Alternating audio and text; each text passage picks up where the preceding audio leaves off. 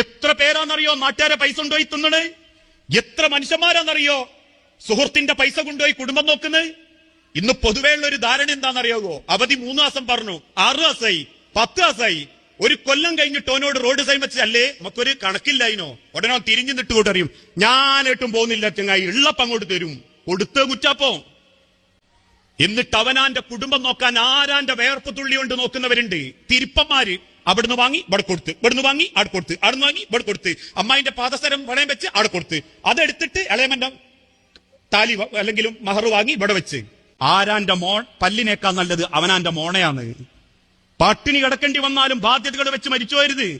ഇത് സാമ്പത്തിക രംഗത്ത്, കടമേഖലയിൽ മാത്രമല്ല, കൂട്ടുകക്ഷി ബിസിനസിന്റെ രംഗത്തുണ്ട്. നേരെ ഓനൊരു ബിസിനസ് അങ്ങോട്ട് തുടങ്ങും, നാടൊട്ടുക്കും അങ്ങോട്ട് പരസ്യം കൊടുക്കും. വേണ്ടപ്പെട്ട പൈസക്കാരായ കുടുംബക്കാരെ എളാപ്പാരോടൊക്കെ പറയും, ഞാനേ ഒരു ബിസിനസ് തുടങ്ങുന്നുണ്ട്, നിങ്ങൾ ഇൻവെസ്റ്റ് ചെയ്താൽ മതി, ഞാൻ നടത്തിക്കോളും, മാസങ്ങൾക്ക് ഞാൻ ലാഭം തരും. സ്വന്തം ചോരയാണല്ലോ എന്ന് കരുതിയിട്ട് ചില എളാപ്പാര് പൈസ കൊണ്ടിച്ചിടും. നോക്കണ്ടെന്ന് ഓൻ ആദ്യമേ പറഞ്ഞതുകൊണ്ട് കോടെ കൈയെടുത്തൂല. 5 മാസം കഴിഞ്ഞ്, 6 മാസം കഴിഞ്ഞ്, കൊല്ലം 1 കഴിഞ്ഞ് ലാഭവുമില്ല, മിച്ചവുമില്ല. അവസാനം ചോദ്യം ചോദിച്ചപ്പോഴേക്കും കുറ്റായി, എന്തേ അളിയാക്ക കണക്ക് വഹിച്ചാന്ന്. അവസാനം കുടുംബം പിണങ്ങി.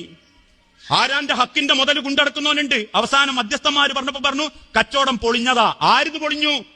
കൂടെ പൈസ ഇറക്കിയ കുടുംബക്കാരന്റെ പൊളിഞ്ഞു. നടത്തിയോൻ ഇപ്പോഴും ആ പൈസ കൊണ്ട് ജീവിക്കുന്നുണ്ടെങ്കിൽ സ്വന്തം കുടുംബവും മക്കളും തീറ്റിക്കുന്നതേ ഹക്കല്ലാത്ത മുതലാ.